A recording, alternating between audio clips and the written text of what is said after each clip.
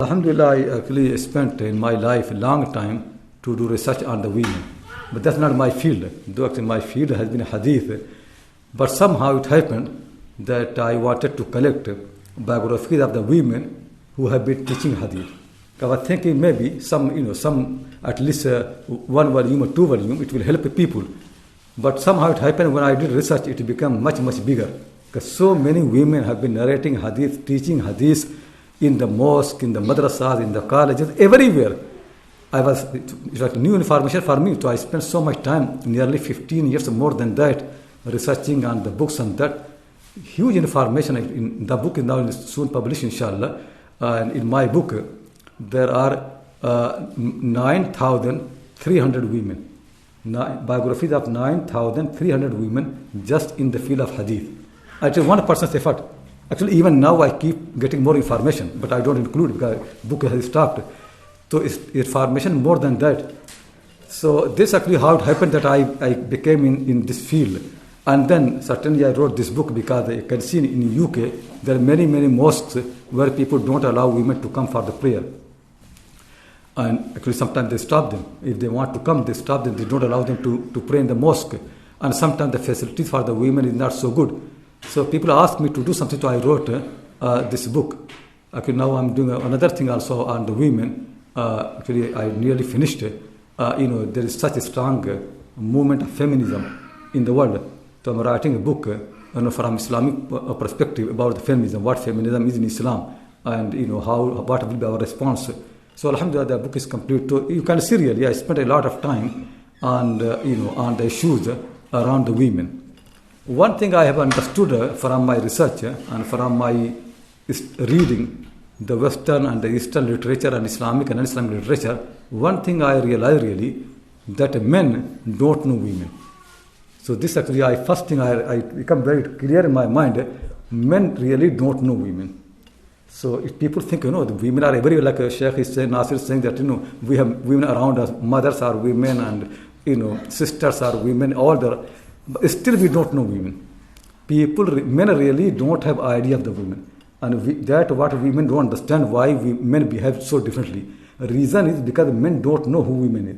They don't know what the word women mean really. So they read the word women in the Quran Sunnah, but exactly they don't know what it means. The meaning is not in their mind. Even the philosophers, great people, even the pious people, anybody, Muslims, non-Muslims, Christians, Jews, philosophers, Greek people, nobody knows women. Aristotle is such a great man, philosopher, thinker, every field of the knowledge, he is such a great scholar. When it comes to the women, he does not know the women. He's written in one of his books, the reason why women are inferior to the men, he assumes it anyway, that women are inferior. So that's not a question. He accepts that women are inferior to the men. Now his reasoning, why they're inferior? Because women have got less teeth compared to the men. Now, the first thing is this is not true. Women actually don't have less teeth. Women have same teeth as the men. So the historians of the sciences, they actually comment, this is Aristotle and he has 2 wives. He could count their teeth, but he did not bother. Just he got information from anywhere. He put this man who does research for every single thing, all the plants, every single thing. Basically every science in the world is coming from Aristotle. This man does not know what women are. He said women have got less teeth compared to the men. That's actually what is written. And similarly he said, when a child is born, women don't play any role. Birth of the children basically is the only action of the men's role. Women are just container, vessels, that's all. The Prophet ﷺ teaches really why sometimes children are more similar to the mother or sometimes, because he said both play the role. The Prophet said, but Aristotle said women don't play any role in the birth of the child. It all men, women are just containers. That's all. That's what he said. The other thing, if Aristotle says something like that, he does not know the women. 2 wives, mothers, sisters, people around him, he does not know what women are. They are inferior. They don't have teeth like the men. That's what he said. So anybody else, you can see really what will happen. That influenced Greek philosophy all the time. Even Muslim philosophy like Ibn Sina, Farabi, they accepted what Aristotle said. Even Muslim religious people who study philosophy, they accepted it. Even Imam Ghazali, who is great Muslim, faqih, all those things, but he studies Greek philosophy. If you read his books, he also accepts women are inferior. He has written a book, Nasihatul Muluk, At-Tibrul Masbuk fi Nasayihil Muluk. This is a book by Ghazali where he advised the kings. So one of the advice that Ghazali has given in this book is, don't consult the women. Simple thing. He said to the kings, don't consult ever, don't consult the women. But if it happened to you that you consult the women, then do opposite of what they say. Take their opinion and then do opposite of that, what they say. See the Prophet, he consulted the women and he did what they said. Now Imam Ghazali is from the Ummah of the Prophet. But in this matter, he represents the Greeks. He follows them. So he said, don't consult the women, and if you have to consult them, then do opposite of what the women say. And then he said, in sum, whatever evil in the world is, all comes from the women. Every evil that you see in the world, they come from the women. That is written by who? By Imam Ghazali in his book, At-Tibrul Masbuk fi Nasayihil Muluk. And similar thing also is found in Ihya Ulumuddin. Same thing, Jews, Christians, any community you take really. Nobody respects women. Nobody makes effort to understand them. Nobody even not think really what women want, what their issues are, what their problems. Nobody even wants to understand. So this is one thing I realized during my research, that men don't understand the women, and since they don't understand them, they don't respect them. So there's no respect in the heart of the men for the women. Even ulama. I got videos from the ulama, turban, all those big people in Pakistan sitting after dinner. Then one person comes and he says, I'm written a poem, he's also a turban. So I listened to the poem, somebody forwarded to me. The whole poem is insult to the women. And all the people in the turban and ulama, they're big people, I don't want to mention their name, they're laughing. None of them said this is a lie. Women are not like that. No. Everybody enjoys the poem, they loved it. After dinner they want to enjoy something, so they love that poem. This what exactly is really. So condition is not very good really. Neither ulama understand the women. You know, one thing you must have heard really, some ulama who are much better, like in Nadat ulama in madrasa, what we used to learn, when they used to teach, women cannot go out, women need to be inside the house, they need to be covered. So one argument in madrasa used to be given by big ulama, even now going on. Women are very precious. If you have a stone, gold, precious stone, diamond, you don't show to the people, you keep them hidden. The women are precious, that's why we keep them hidden. You know, just think really, this is not right. If this is the truth, then I say to the men, you are more precious than the women. You should be put in the boxes. Is this the argument? That since women are precious, they should be inside the house. Somebody can make argument, men are more precious, they should be inside the boxes. You know, difference between women and diamond, diamond has no will. Diamond needs protection. Women have got will. They have got body. They can protect, they can understand, they can know good and bad. Allah has given them power to understand. Allah said to Adam and Hawa both, you both, La taqraba hadhihi shajara. O Adam and Eve, both of you don't come near to the tree. Then Quran does not blame the man or women. Quran blames both of them. Fa'akala. Then man and woman both ate from the tree. Both of them. فَبَدَتَ اللَّهُمَا سَوْآتُهُمَا. And both got the consequences of disobedience. Both of them. Then Quran said, then both of them, they repented. قَالَا رَبَّنَا. Both of them repented. And Allah forgave both of them. Quran makes very clear, a woman can receive the command as the man receives. Quran makes very clear, a woman can disobey as the man disobeys. Quran makes very clear, a woman can repent as a man repents. And the repentance of both of them will be accepted. That's what Quran says. But what we learn, what we teach, something different with the women should be inside. Actually, one preacher in Egypt, I will quote in my book, he used to preach in Egypt, women are not allowed to come out except 3 times. How many times? 3 times. First time when they come out from the womb of their mother. The first time. Second time when they come out from the house of their parent to go to the house of the husband. Second time. Third time when they die and their body comes out from the house of husband to the grave. The only 3 times when women can come out, otherwise they are not allowed to come out. Read the Quran. Quranic women are always out. They never inside the house. Musa, the sister, women in the Madian, Maryam alayhi salam carrying the child outside. People comment her, they say, where you got child? They recognize her, they talk to her. Women in the Quran, they are like men. They talk, they walk, they go around, they discuss, they do everything that men do, what the same women do in the Quran, that you can find. If you look in the life of the Prophet ﷺ, women are outside, they are farmers, they are fighters, they are in the war. They do what men do. They do business, they do trade. In the time of Umar Khattab in Battle of Yarmouk, 35 women were fighting with a sword in battlefield. Just imagine. And one woman, some of them fighting in the clothes of the men. So you can't know that they are women. So Khalid Walid was impressed by one of them. He said to somebody, who is this man fighting so fiercely, so strongly? People say he's not a man. She is a woman. Khawla bint Azwar. So women are fighting like men wear clothes. If a woman wears a clothes like men in Pakistan, tell me what will happen. Fatwa will be she is kafir. She left Islam. Now in the time the companions, women are wearing the clothes of the men and they're fighting and the companions have no problem. They're fighting with them. A woman is fighting with the Prophet ﷺ and she's fighting. The Prophet ﷺ praises her that she's so good in fighting. You just read, it's a different thing. If you study the seerah of the Prophet, women are everywhere in his life. They come, he meets them, they meet him, they ask questions, he asks. Even the questions which I cannot discuss with my daughters, they used to discuss with the Prophet ﷺ in front of the men. I'll tell you example which will help you to understand really how the women were allowed to be part of a very public gathering. Once the Prophet ﷺ was sitting with his male companions, a very small room. A woman comes, she makes her way and comes near to the Prophet ﷺ. It is so much crowded that some companions have to stand outside the door. This woman comes and asks the Prophet ﷺ, she was divorced 3 times by her husband. She married someone else. Now she only can come to her husband, first one, if she gets divorced from the second one. So she said to the Prophet ﷺ, I want to come back to my older husband. The Prophet said, what happened to the new one? So she said, Ma ma'ahu illa kahudbati thaw. I cannot translate. But she said in front of the men.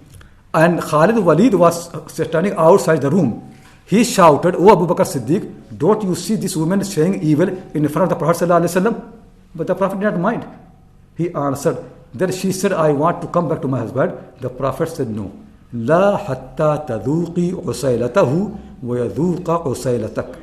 You cannot come back to your first husband until you taste honey of this new husband and he tastes your honey. Means until you have relation. If she did not ask the question, you know what happened? Quran said the woman can come to the first husband hatta tankiha zawjan ghayra. If she marries someone, she can come back. Quran said marry. Prophet said marriage is not enough. You must have relation. This thing only people know from the hadith. If she did not ask, then the answer would be marriage. Then people make trick. Divorced 3 times. Now she wants to come back. Husband what? They find a person. Okay, we make a nikah between you and you divorce her in front of us and she can come. Marriage can joke. The Prophet said no, relation. Tell me how you got relation from. Not from Quran. If she did not ask question, then everybody, including Abu Hanifa and Malik and Shafi, fatwa would have been marriage is enough. Because that hadith, everybody now has to change Quran little bit. They interpret Quran differently because of her question. She asked question. There are so many hadiths we only learnt because of women. Not because of the men. So many hadiths about wudu, about ghusl, about prayer. Even sunnah. Hanafi people pray 4 rakat sunnah before Zohar. This 4 rakat sunnah not came from men. Men narrate the Prophet used to pray 2 rakat sunnah before Zohar. Abdullah Umar in Bukhari, everywhere. Hanafi people say 4 rakat because wife of the Prophet Habiba and some other wives, they said the Prophet used to pray 4 rakat before Zohar. So Abu Hanifa said she is more right because the Prophet used to pray sunnah at home. The women at home, they know more than the men. Here Abu Hanifa prefers a woman over the man because she knows more. See, so even 4 rakat sunnah coming from the women, not from the men. There are so many hadiths. I have corrected my book. There are many hadiths for which we only depend on the women. We have no male narrator. Only women narrate. In Hanafi madhab, in Maliki madhab, Shafi madhab, Hanbali madhab, in all the madhab. Now people come that women cannot come prayer. It is something new really. Aisha narrates radiallahu ta'ala anha in Sahih Bukhari, Man ahdatha fi amrina hadha مَا لَيْسَ مِنْهُ فَهُوَ رَدٌّ. If anybody invents in the religion something which is not from the religion, it is rejected. Not allowing women to come to the mosque is a bid'ah. It is invention, new thing in the religion. It never happened in Islam. There never has been a time when people refuse women to come to the mosque. The Prophet ﷺ actually said, don't stop the women from coming to the mosque. Hadith in Sahih Bukhari and Muslim both. Strongest hadith in this matter is this hadith. Umar Khattab narrates, actually the story is in Sahih Bukhari, that family of Umar said to Umar's wife Atika, it is when Umar is Khalifa, people said to Atika that your husband Umar does not like you to go to the mosque. So why do you go to the mosque? Umar's other wives used to go, but only Atika Umar did not like. Atika was young, so somehow Umar felt some jealousy. He did not like Atika to go to the mosque. Other women used to go. Umar used to discuss with them. They keep questioning, everything happening. For Atika, he was not happy if she go to the mosque. So people said to Atika, why do you go to the mosque if your husband does not like? Atika said, my husband is Amirul Mu'mineen. I said, my husband, why doesn't he stop me? People said to Umar, why don't you stop? If you don't like, you Amirul Mu'mineen, why don't you stop? Umar said, how can I stop when the Prophet said, don't stop the women from going to the mosque? Umar cannot stop and we can stop. And then Atika continued going to the mosque. Even the day when Umar was killed, she was praying behind him. She was in the mosque. She never stopped. Umar did not like, but she said, it is my right. I have a right. Umar does not like, but the Prophet allowed me. It is my right. Nobody can take away this right from me. She kept going. His son Abdullah Umar, another hadith. One of his son Bilal, Abdullah Umar's son Bilal, he said, I will not allow my wife to go to the mosque. Abdullah Umar asked all the family to come together. He gave a speech. And he said to his sons, don't stop your wives from going to the mosque. I heard the Prophet saying, don't stop the women from going to the mosque. Bilal said, I will stop my wife. Abdullah Umar, Salim, who narrated the hadith, Salim said, my father became very angry and he used those abusive words against my brother, which he never used any time in his life. Abuse my brother as much as possible. And then he said, I will never talk to you all my life. I narrate to you hadith and you say you will stop your wife from going to the mosque. These are the strongest hadiths. Abdullah Umar Nafi said, my master Abdullah Umar narrated, the women used to go to the mosque. Sometimes there are so much crowd. So they complain. The Prophet said, okay, men should stay in the mosque until women have left. There is no pushing on the door. Then women complain later on, still there are so many men. Then the Prophet made a special door for the women, Babu Nisa, in the mosque of the Prophet. Nafi said, since then, Abdullah Umar, my master, never entered to the mosque through that door, because the Prophet is only for the women. They used to come, pray there, all the time there. So many hadith. And now people say, women's prayer at home is better than their prayer in the mosque. I have analyzed the hadith in that none of the hadiths of this matter is sound. They are fabricated or they are munkar. None of them are sound. It never can happen that women's prayer at home is better than the mosque. I'll tell you some details. First thing really, if women get more reward in the house, then the Prophet should not say, don't disturb women from going to the mosque. He should say, you should stop, because they got more reward at home. That's what we do. We say to the women, you get more reward at home, why you go to the mosque? If women got more reward at home, then really you should stop. Because the Prophet had nasiha. He is sincere for the people. If women get more reward at home, tell me why you will tell women go to the mosque. Why women have to lose their reward? It doesn't make any sense. If the women get more reward at home, then they should pray at home. That's what makes more sense. Second thing, just think really, if people get more reward at home, does it make any sense to you to make more effort to get less reward? Does anybody do like that? If you tell me you pray here, you get more reward, and if you move a little bit ahead, you get less reward, tell me what I'll do. Why I'll make more step to get less reward? Aisha gets more reward in her house next to the mosque. Then she jumps, goes in the mosque. Why? To get less reward. Nobody in the world can do this. Nobody makes more effort to get less reward. Then rain, sun, women go in the sun, in the rain, In the dark of the night, Aisha said the women used to come from the mosque in so dark, we can't recognize who these women, ma yu'arafna bil ghalas, Bukhari, Muwatta, Muslim, everywhere. Women do all this effort, why? To get less reward? This never can happen. Nobody will do. And actually I tell you hadith from Maimuna radiallahu ta'ala anha in Medina. A woman came to Maimuna, she said, I made nadr that I will go and pray in Baitul Maqdis. Because the prayer there has so much reward. Maimuna said, have dinner with me, then I'll tell you. She had dinner. Maimuna said, the Prophet has said, a prayer in my mosque has more reward than any other mosque. Pray in the mosque of the Prophet, you get more reward than going there. Tell me, if this reward was only for men, why she's concerned about the women? It means the reward is same for men, same for women. In Baitul Maqdis, reward is same for men, same for women. In mosque of the Prophet, same reward for the men, same for the women. Otherwise, it does not make any sense for Maimuna to say, don't pray in the Baitul Maqdis, pray in this mosque, you get more reward. If the women don't get more reward in the mosque, why should you advise them to pray there? The same reward for everybody. This thing, actually the truth really is, in the matter of the ibadah, Allah never made a difference between men and women. If men pay zakat, they get reward.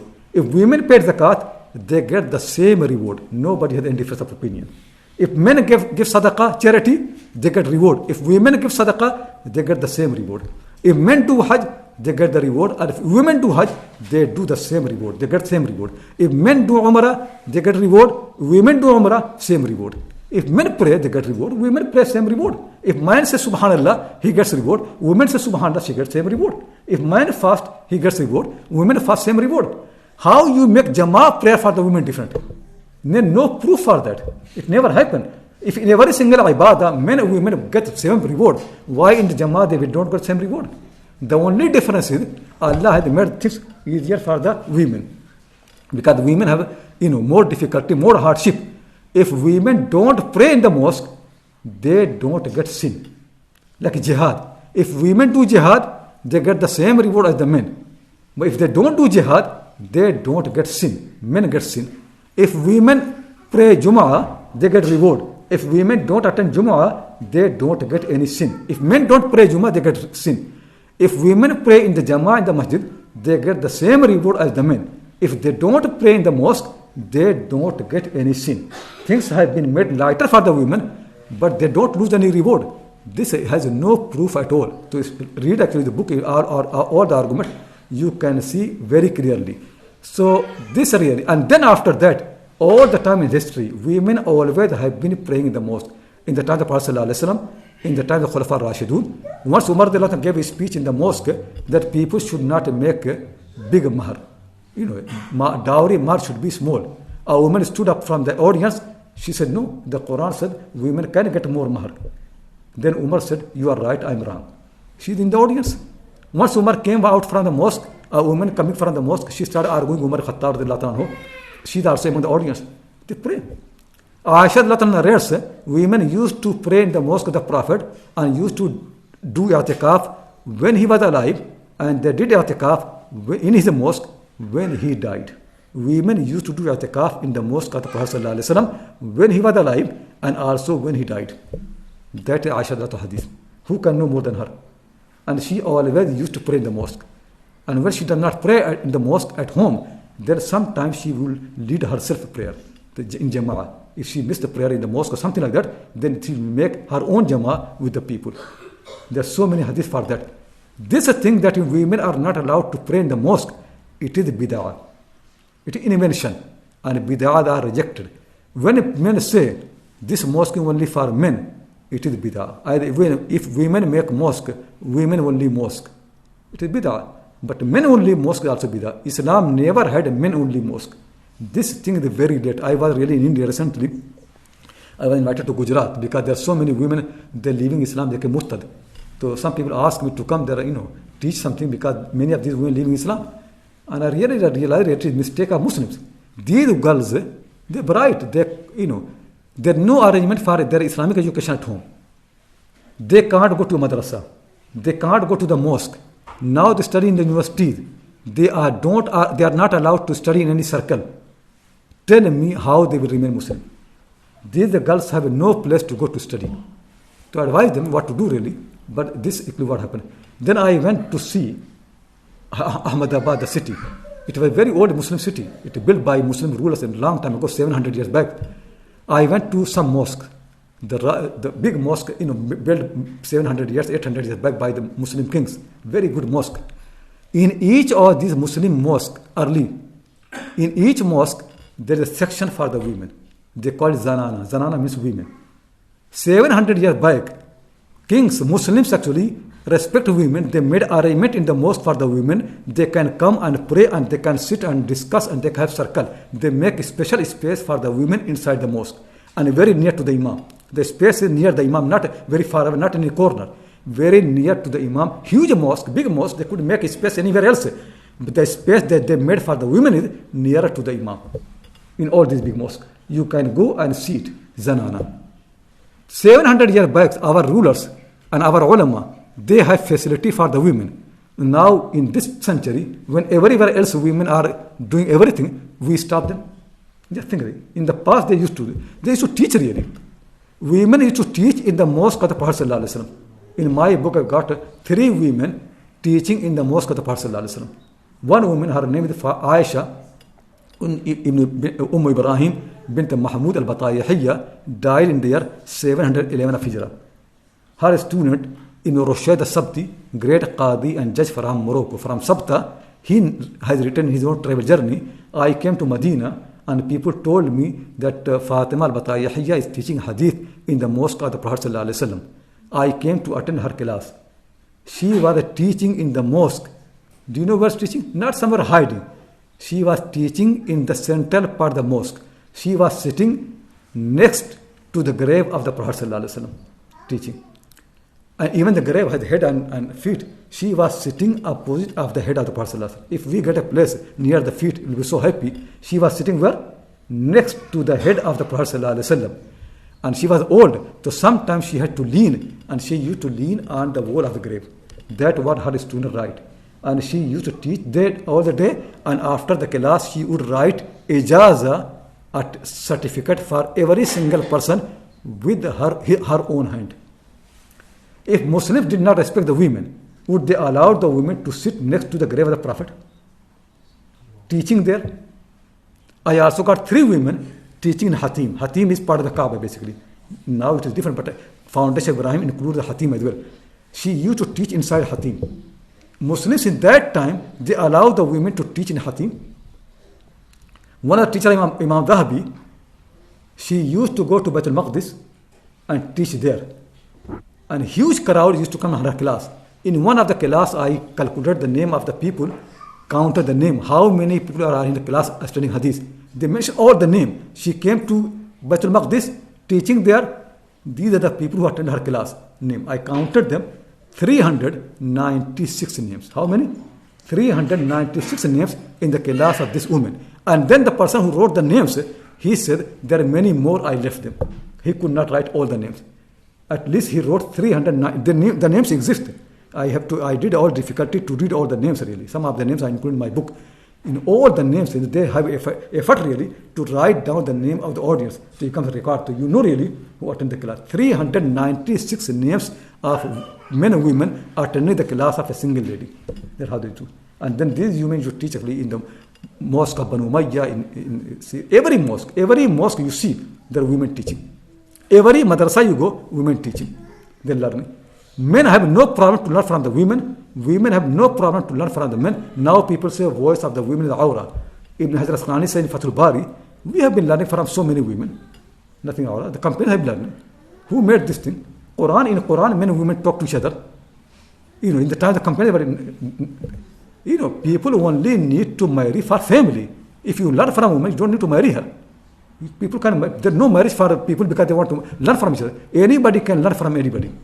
So clear. Anyway, I don't want to take much. The simple matter is read the book, understand the argument, and actually discuss the book as well. Because now people are on social media and Facebook, which I never use. I never know how to. But anyway, I know people use Facebook and also many things, and so many useless things and rubbish.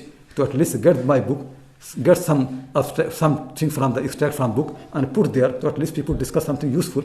So I'll advise you, make discussion. At least people know argument. Many people don't know this argument. They are not aware really that women used to be part of Muslim community so strongly. In the West now women got all this freedom. In Islam, this freedom for the women was always there. Always women used to be part of. If you want to know women scholars, you cannot find women scholars among Christians, Jews, Hindus. Women scholars only exist in Islam. Nuns exist. Women priests exist. Women scholars only in Islam. And 1/4 of Islam, 1/4 of Islam is based on women's teaching.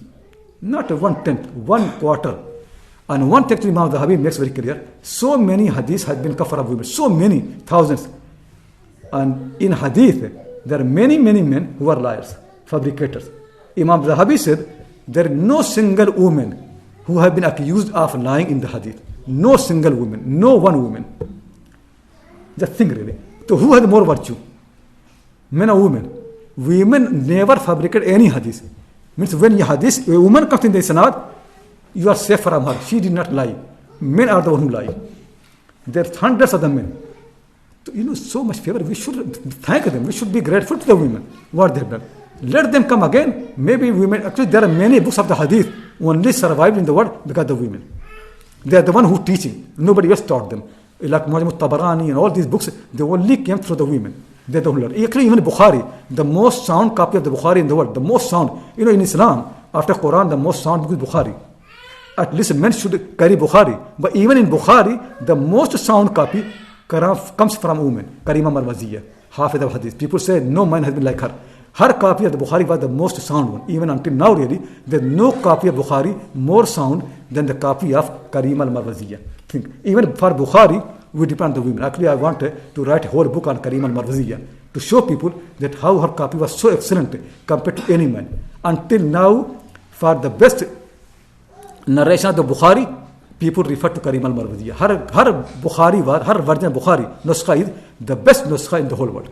So sound and so nicely done. She was very much accurate in writing the Bukhari.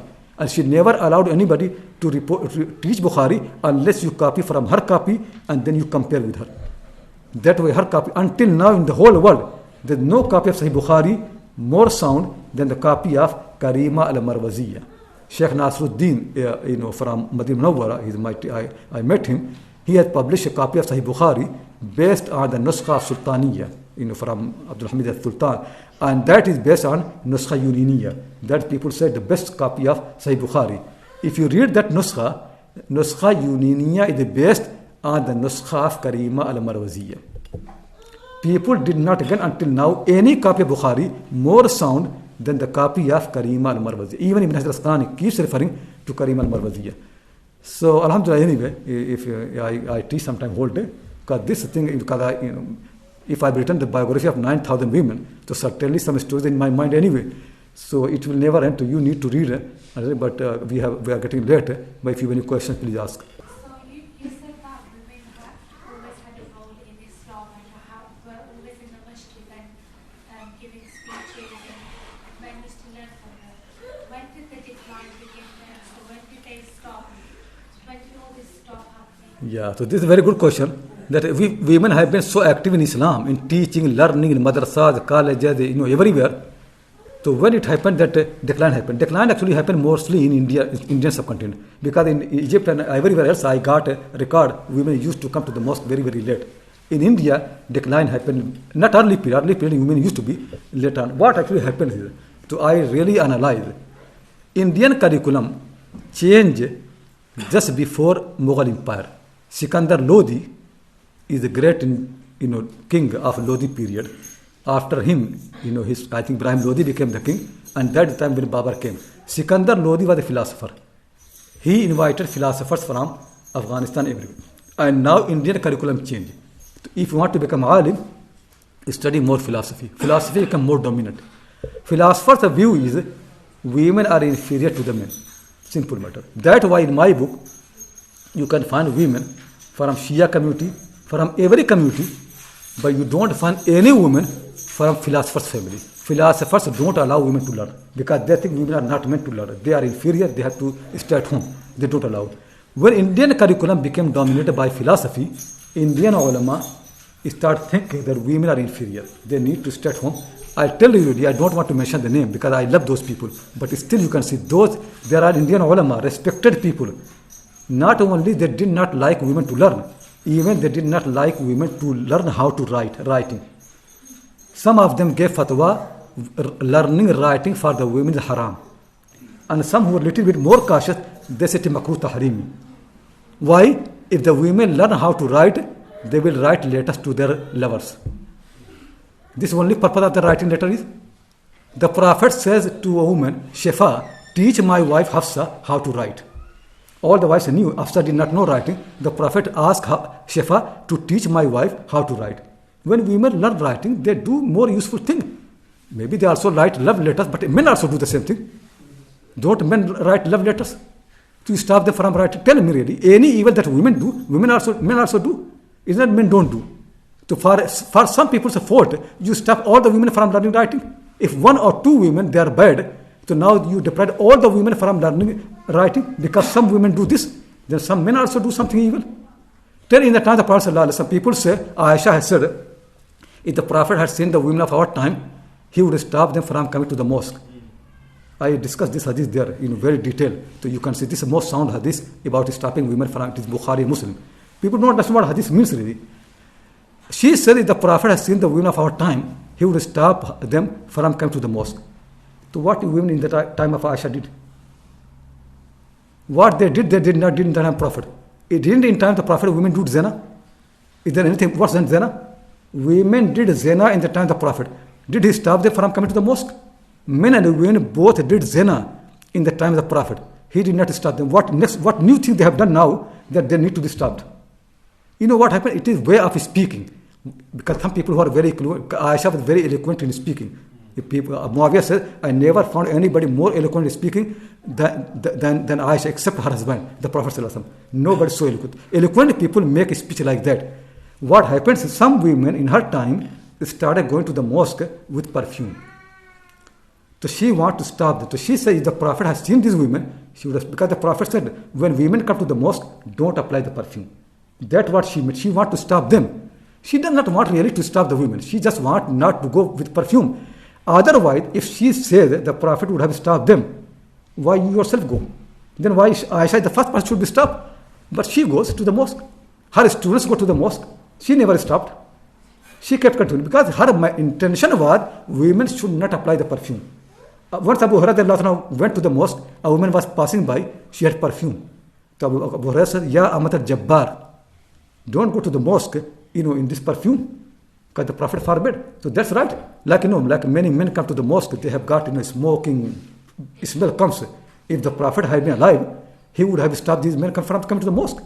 Because he does not like people to come with onion and bad smell to the mosque. Now people come with the smoking to the mosque. He never allowed. But it doesn't mean that now no man comes to the mosque. If I say if the Prophet had been alive, he would have stopped the men from coming to the mosque. Are you going to take literally? You know what I mean. I mean these people who come with the smoking, they should be stopped.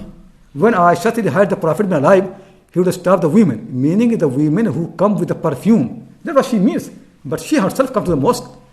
So I have written 6 answers for this thing. It's very, very clear. You can see. And best answer is Aisha herself continued coming to the mosque.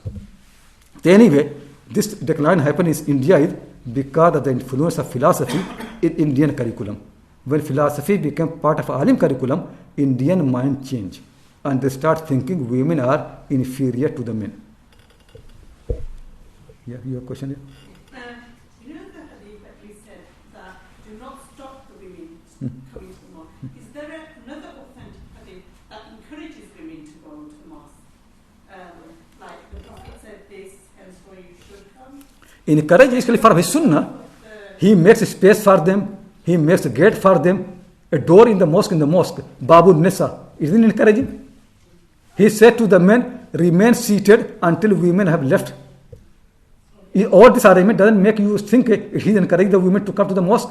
And then he said in each prayer, women should go there as well, outside. So some women said, we don't have jilbab. So he said, borrow jilbab from those who own. Some women said, but we don't pray. We are in menstruation, in haid. We don't need. He said, still you go there, at least you listen sermon. He never stopped. He encouraged them even go. Even if they are not praying, still go. At least you listen sermon. In the Friday prayer they come, they ask question, they listen khutbah, they memorize the hadith. It's all encouraging. He makes every space for the women to be there. It is we who made it. Actually, I tell you more than that. Women came to the Prophet and complained to him that when men do sajda, they don't have proper clothes. So their private parts are uncovered. Our eyes fall on their private parts. That's what the women said. That this is what happened. So what the Prophet said? Did he say, oh, these women, they are very bad. They look at the private part of the men. They should stop? No. What he said to the women? You remain in sajda until men get up. Then your eye don't fall. Then other tribe, my young boy, he said, my tribe actually before became Muslim, the companions used to come to, I learnt many Quran before Islam. When I became Muslim, the Prophet said, who knows Quran most? People said, this boy. So he made me Imam. I became Imam. But I was poor. I did not have clothes properly. So when I used to go sajda, my private part used to be uncovered. The women complained. Women said to the men, Waru anna awrata imamikum. Cover from us the aura, the private part of your Imam. Imam's private part uncovered. Cover it. You see, so close women are. Their eyes fall on the private part of the Imam. They can see the Imam. So what happened? Did they stop the women? No. Then they collected money. They bought new clothes for the boy. A young boy from poor family gets new clothes. You know how happy he will be? He said, I became so happy. I never have been so happy with anything after Islam. He became happy. The solution. If your finger gets injury, to what solution? Cure it, not to cut it. If women have a problem in the mosque, cure it problem, not to cut the problem. Though women should not come to the mosque. This is not a solution. Solution is find solution. If women come to the mosque, so much crowd, make a space. Actually, Imam Hanifa, rahmatullah, who people have bad name. His student Imam Muhammad asked about Abu Hanifa in Kitab al-Asl. He said, I asked Abu Hanifa, I translate that in this new edition. He said, I asked Abu Hanifa, if people are praying, a woman comes and she stands next to a man. Women should be behind the men. But she comes and stands next to a man. What will happen? Imam Hanifa said the prayer of the man on her right side, the prayer of the man on her left side, and the prayer of the man, on her back, 3 men, their prayer is invalid. Every man or woman, their prayer is fine, except 3 men. The one who's on her right side, the one who on her left side, the one on the back.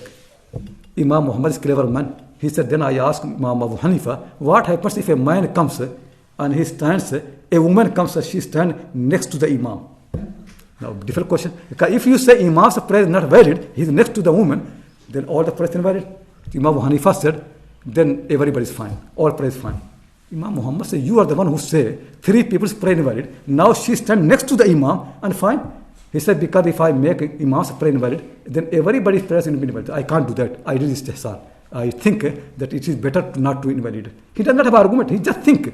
Then Imam Muhammad said, I said to him, what happens if man and woman, they are late. They miss 1 or 2 rakah. Man comes, he stands next to the man. Woman comes, she stands next to woman. When Imam says salam, now man and woman, they have to complete 1 more rakah. Then man moves backward, woman moves forward. And they stand next to each other. What will happen? Abu Hanifa said, that's fine. There's no harm in that. He said, you are the one who said, if a woman is next to a man, a man's prayer is not valid. Now they are next to each other. He said, if they are next to each other in the same prayer, now they are doing qada of their rakah, they are not in the same prayer. They can stand next to each other. Imam Hanifa said, we think men and women cannot stand next to each other in the prayer. Imam Hanifa said they can stand. Only problem will be if they are praying the same prayer behind the same Imam.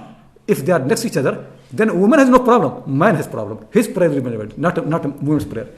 But if they are different prayer, they can stand next to each other. Even a woman stand next to Imam. Imam Hanifa has no problem. The prayer is fine. This is written in our books all the time. Actually, I analyze not only Imam Muhammad, Bada'u Sanaya, Tuhfat al-Fuqaha, Hidayah, all the Hanafi sources, they keep repeating same thing. The women come to the mosque, what will be the arrangement? They keep repeating. This thing that women don't come to the mosque is a very late phenomenon. It's not early Hanafi. It's very, very late. In the concept of the ladies praying, would they be partitions or in the Prophet's time or the Sunnah? Yeah, that is a people's a barrier. If there is a barrier, how they can pray? Between Imam and followers should be no barrier. If any barrier, prayer is not, there should be, everybody should be able to see the row ahead of. Because sometimes Imam's voice people cannot hear. Sometimes Imam do mistake. For example, Imam has to sit in the second rakah. But my mistake, he stood up. If women cannot see the Imam, what they will do? They will sitting. Women are sitting and men are standing. Tell me how the women will know the mistake. Everybody needs to see the row ahead of it. That's why it's condition for the prayer. First row see the Imam, second row see the second row. Everybody. The women should be there.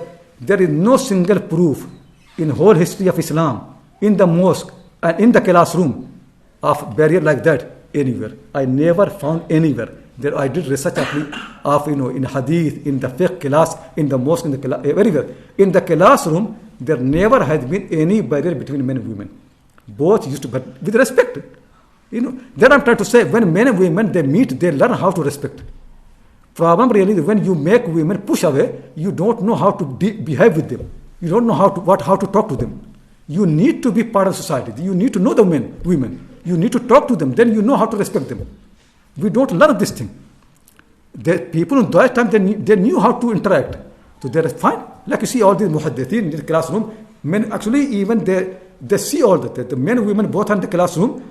And if you see the details, Sunan Bayhaqi was read in the big in the congregation, and so many men and women. The person who writes all the attendance, he even writes, this lady, she was sitting in the classroom with her baby, and the baby was crying, and then she took the baby outside the classroom, and she missed from this hadith to this hadith. All that. Now she cannot read that hadith because she missed that one. The person who writes, he looks at every single person. He knows every man by name. He knows. He writes their name. This woman with this name, mother of so and so, wife of so and so. She was sitting in the classroom. She left from. Even not only that, really. This man was sitting in the classroom and he was sleeping. From this hadith to hadith, he was sleeping. Even that recorded. This person was sleeping in the classroom. Now I've seen actually somebody sleeping in my classroom. I did not write it. But in those days, muhaddithin did not miss this. If somebody sleeps in the classroom, they would write. It all record exists really. Now this person cannot narrate that hadith because he was sleeping that time. That's how it is.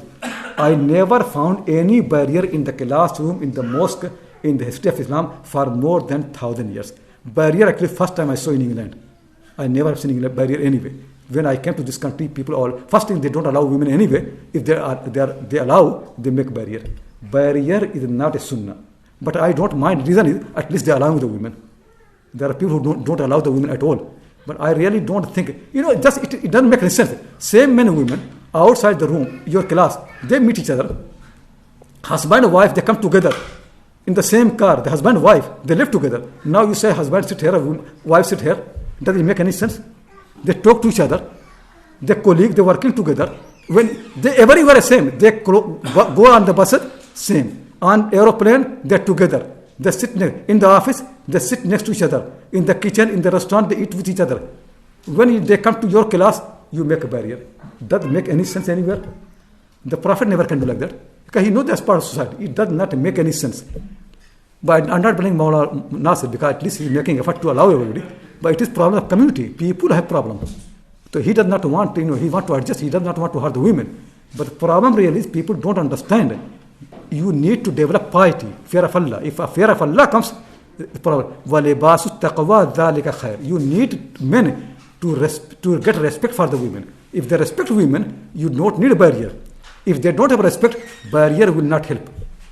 So we need to create that respect, that taqwa, that piety.